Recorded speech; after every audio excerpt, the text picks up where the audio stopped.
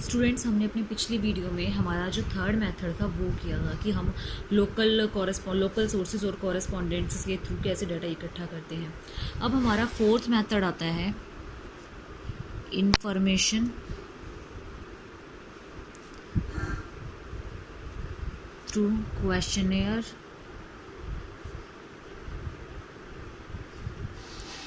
And schedules, SCHEDULES, schedules. इसको हिंदी में क्या बोलते हैं? इसको हम हिंदी में बोलते हैं प्रश्नावली एवं अनुसूचियों के माध्यम से सूचना संग्रह। प्रश्नावली एवं अनुसूचियों के माध्यम से सूचना संग्रह। ये दो पार्ट्स में आपका डिवाइड होता है। फर्स्ट आती है आपकी डाक विधि, मेलिंग मेथड।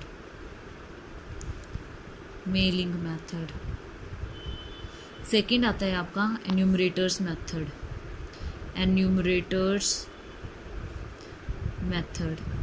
गणक विधि।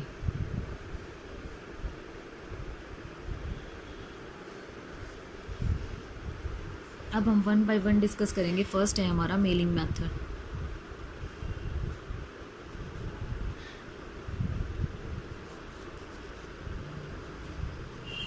मेलिंग मेथड के अंदर क्या है? इसमें हम अपना जो क्वेश्चनेयर है सबसे पहले वो बनाते हैं।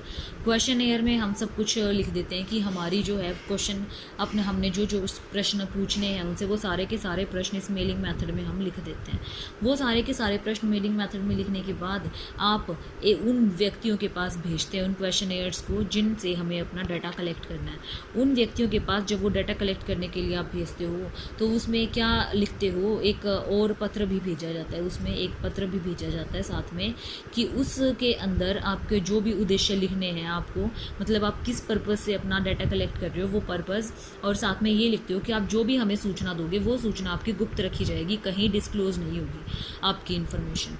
ठीक है, तो ये होती है आपकी मेलिंग मेथड। इसकी उपयुक्तता कहाँ होती है? उपयुक्तता, सुटेबिलिटी।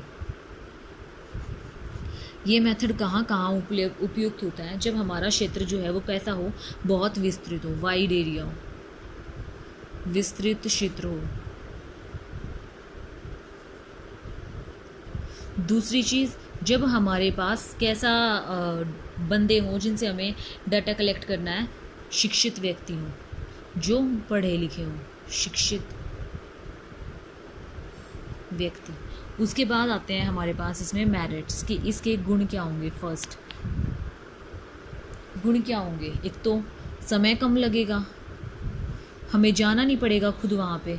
दूसरी चीज़, हमारे पास जो खर्चा है, खर्चा कम होगा।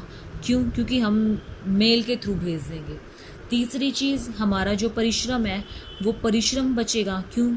क्योंकि किसी भी बंदे को वहाँ पे जाने की ज़रूरत नहीं होगी, परिश्रम कम लगेगा। तो 3 ये थी। चौथी, मौलिकता। जब इंसान खुद अपना डाटा लिख के देगा तो वो मौलिकता तो होगी ही ना, उसमें किसी भी तरह की कोई भी सूचना मतलब जो है वो चेंज नहीं की जा सकती। क्यों? क्योंकि इसमें जो है बंदा खुद लिख कर देगा और डायरेक्ट किसको भेजेगा? जिसको सूचना चाहिए उसको भेजेगा। ये हमारा पांचवा क्या है? इसमें हम विस्तृत क्षेत्र कवर करते हैं, मतलब बहुत ज़्यादा एरिया इसमें हम कवर करते हैं। उसके बाद ये तो थी हमारी मेरिट्स। अब आती है हमारी डीमेरिट्स। डीमेरिट्स में क्या होगा? ये किस लिए अच्छा नहीं होता? क्योंकि इसमें जो है कई लोग क्या हो जाते हैं, अशिक्षित व्यक्तियों के लिए ठीक नहीं होता ये, अशिक्षित व्यक्तियों के लिए, क्योंकि वो तो लिख ही नहीं पाते हैं। अशिक्षित व्यक्तियों के लिए जब उन्हें कुछ लिखना पढ़ना या नहीं आएगा तो उनके पास भेजने का फ़ायदा क्या? उनसे तो इन्फॉर्मेशन कलेक्ट ही नहीं की जा सकती। दूसरी, अगर थोड़ा बहुत किसी को आता भी है, या फिर कई बार ऐसा होता है कि किसी प्रश्न का उत्तर कुछ और निकलता है, मतलब कुछ और निकलता है और हम उसका उत्तर कुछ और देते हैं, तो क्या हो जाएगी? इसलिए उसमें एक्यूरेसी भी नहीं होगी, शुद्धता की कमी होगी। तीसरी चीज़, इसमें हमारी बायसनेस भी हो सकती है। बायसनेस कैसे? मतलब हम खुद दे रहे हैं कि आप खुद लिखो, तो वो गलत इन्फॉर्मेशन भी तो लिख सकता है ना, तो इसलिए आपका पक्षपात भी हो सकता है। फोर्थ पॉइंट में क्या होगा? ये जो है ना, हम लिमिटेड यूज़ के लिए भेज सकते हैं, मतलब इसमें लिमिटेड क्वेश्चंस भेज सकते हैं। अगर हमें ऑरली कुछ पूछना है तो वो तो हम कुछ भी कितने भी टाइम तक कितना भी पूछ सकते हैं, लेकिन जब लिखने की बात आती है तो वो एक लिमिटेड आ जाता है। तो सीमित उपयोग।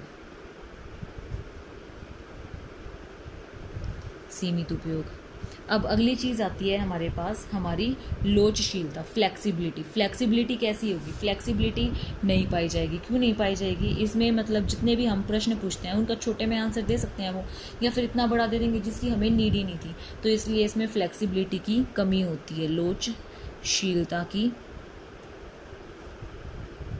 कमी होती है। तो ये था हमारी डाक विधि, जिसके अंदर हम अपने क्वेश्चनेयर बनाते हैं और जिससे हमें डाटा कलेक्ट करना है उसके पास भेजते हैं। इसमें शिक्षित होना व्यक्तियों का बहुत ज़रूरी है। अगला मेथड आता है हमारा गणक विधि, एन्यूमरेटर्स मेथड। एन्यूमरेटर्स मेथड, गणक विधि। गणक विधि में क्या होता है, जब हमें डाटा कलेक्ट करना होता है तो वो डाटा कलेक्ट करने के लिए हम गणक अपॉइंट कर लेते हैं, मतलब एन्यूमरेटर्स तैयार कर लेते हैं। एन्यूमरेटर्स क्या करते हैं, वहाँ पे जिससे हमें डाटा कलेक्ट करना है उनके पास स्वयं जाते हैं, उनसे पूछते हैं और फिर उनके पास से पूछताछ करके डाटा कलेक्ट कर लेकर आते हैं। हम ऐसे उनको चुनते हैं जो उनकी भाषा, उनकी रीति रिवाज, उनका स्वभाव भली भांति समझ सके। उनको तैयार करना पड़ता है, उनको तैयार करना पड़ता है, उनको प्रशिक्षण, ट्रेनिंग प्रोवाइड करनी पड़ती है हमें कि एन्यूमरेटर्स को, कि आपको कैसे जाना है वहाँ पे और आपको कौन कौन से टाइप के क्वेश्चन पूछने हैं। तो ये कैसे कहाँ कहाँ शूटेबल होगा? शूटेबिलिटी इसमें वाइड एरिया के लिए होगा एक तो, क्योंकि हम इसमें गणक चूज कर लेते हैं, विस्तृत क्षेत्र। दूसरी चीज़ इसमें जो है वो गुणक निष्पक्ष और निपुण होना चाहिए, क्योंकि अगर गणक के अंदर वो एबिलिटी नहीं होगी जो वो दूसरों से इंफॉर्मेशन निकलवा सके तो उसका फ़ायदा क्या है फिर गणक बनने का। तीसरी चीज़ इसमें जो गणक को है अपने देश के सूचकों की भाषा, रीति रिवाज का पता होना चाहिए। भाषा और रीति रिवाज का पता होना चाहिए, तभी तो वो क्या निकाल पाएगा, वहाँ से इन्फॉर्मेशन निकाल पाएगा ना। भाषा और रीति रिवाज का पता होना चाहिए। तो ये थी इसकी शूटेबिलिटी, कैसे कैसे ये शूटेबल होगा। अब लिखते हैं हम इसके गुण, मेरिट्स। इसकी मेरिट्स क्या क्या हो सकती हैं? फर्स्ट, विस्तृत क्षेत्र। हम कितना भी बड़ा क्षेत्र हो उसको गणक को अपॉइंट करके कवर कर सकते हैं। दूसरी चीज़ शुद्धता, गणक लेकर आते हैं इसमें तो शुद्धता होगी ही शुद्धता, क्योंकि खुद लिखते हैं वो। तीसरी चीज़ व्यक्तिगत संपर्क भी हो जाता है इसमें, जो भी पर्सन्स की प्रॉब्लम होती है वो डिस्कस कर लेते हैं। चौथी चीज़ इसमें निष्पक्षता होती है, क्यों? क्योंकि ऐसे गणक अपॉइंट किए जाते हैं जो किसी को जानता ही नहीं होता। पांचवी चीज़ पूर्णता होती है, क्यों? क्योंकि गणक खुद अपना काम स्वयं करते हैं, अपने बिहाफ पे, किसी के ऊपर छोड़ते नहीं हैं। तो ये थी हमारे गुण। अब आते हैं हमारे अवगुण। अवगुण में हमारे क्या आते हैं? अवगुण में हमारा फर्स्ट आता है खर्चीली, क्यों? क्योंकि उन गणकों को ट्रेनिंग भी प्रोवाइड की जाती है, फिर उन्हें पैसे भी दिए जाते हैं, फिर उनकी लागत जो होती है वो भी दी जाती है। दूसरी, गणकों की उपलब्धता, ऐसे गणक मिलना जो है वो आसान नहीं होता। गणकों की उपलब्धता, अच्छे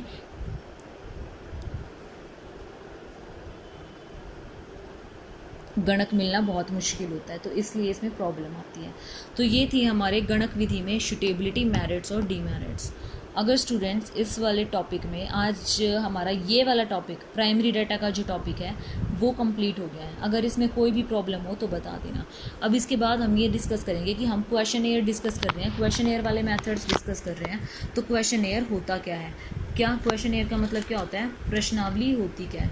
वो प्रश्नावली कैसी हो सकती है, कैसी नहीं हो सकती? आपका एक क्वेश्चन आता है qualities of a good questionnaire, ये मोस्ट इंपॉर्टेंट क्वेश्चन है, आपके पेपर में आता ही आता है हमेशा। क्वालिटीज़ ऑफ गुड क्वेश्चनेयर,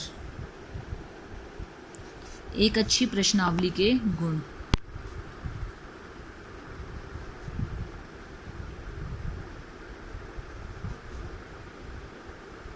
क्या क्या गुण होने चाहिए प्रश्नावली के अंदर?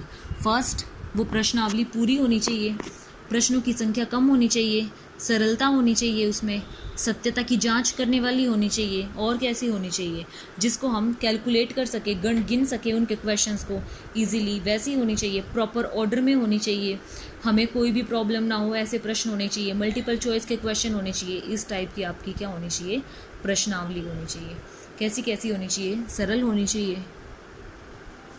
दूसरी चीज़, आपकी प्रश्नावली में प्रश्नों की संख्या कम होनी चाहिए।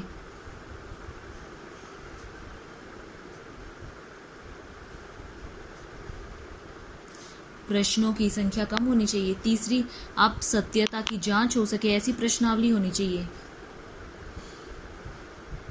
सत्यता की जांच हो सके जिससे। चौथी चीज़, कैसी प्रश्नावली होनी चाहिए? प्री टेस्टिंग, पूर्ण परीक्षण। पूर्ण परीक्षण क्यों होना चाहिए? क्योंकि आप हो सकता है ऐसे प्रश्न दे दें जिसके आंसर ही ना मिल पाए, तो पहले क्या होना चाहिए, उनकी टेस्टिंग होनी चाहिए कि या वो प्रश्न ठीक हैं भी या नहीं जो पूछे जा रहे हैं। फिर वो उचित क्रम में होने चाहिए, एक के बाद एक होना चाहिए। ये नहीं है कि लास्ट वाला क्वेश्चन आपने फर्स्ट में लिख दिया और फर्स्ट वाला लास्ट में लिख दिया है, ऐसा नहीं होना चाहिए। अनुचित प्रश्न नहीं होने चाहिए, गलत प्रश्न नहीं।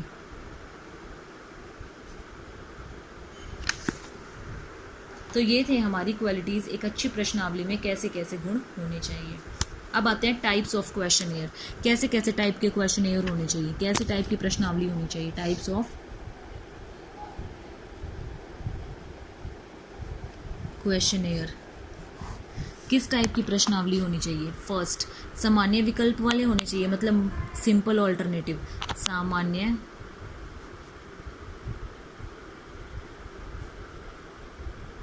सामान्य विकल्प वाले होने चाहिए, मतलब हाँ या नहीं, हाँ या नहीं, येस और नो वाले होने चाहिए। सेकंड, हमारे पास कैसे होने चाहिए? मल्टीपल चॉइस क्वेश्चन होने चाहिए, MCQ होने चाहिए, 4 ऑप्शन दे दी जाएं जिसमें A option, B option, C option, D option. तीसरी चीज़ आती है आपकी स्पेसिफिक इंफॉर्मेशन वाले क्वेश्चन होने चाहिए, मतलब जिसमें स्पेसिफिक इंफॉर्मेशन वाले क्वेश्चन, जैसे आप कौन सी क्लास में पढ़ते हैं, in which class do you read. जैसे छोटे बच्चों के होते हैं ना, in which class do you read, आप कौन सी क्लास में पढ़ते हैं।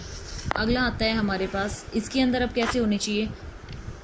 फोर्थ में ओपन प्रश्न होने चाहिए, मतलब ओपन पूछने चाहिए, कुछ भी ऐसा नहीं होना चाहिए जो आपको समझ में ना आए, ओपन क्वेश्चन होने चाहिए। तो ये थे हमारे कुछ टाइप्स किसके? क्वेश्चनेयर के, प्रश्नावली के टाइप्स। इसमें आज हमारा ये सेकंड चैप्टर स्टूडेंट्स कंप्लीट हो चुका है। अगर आपको इसमें कोई भी प्रॉब्लम है तो बता देना। प्राइमरी डाटा का, सेकेंडरी डाटा का हम कल डिस्कस करेंगे, मतलब इसी चैप्टर के अंदर है।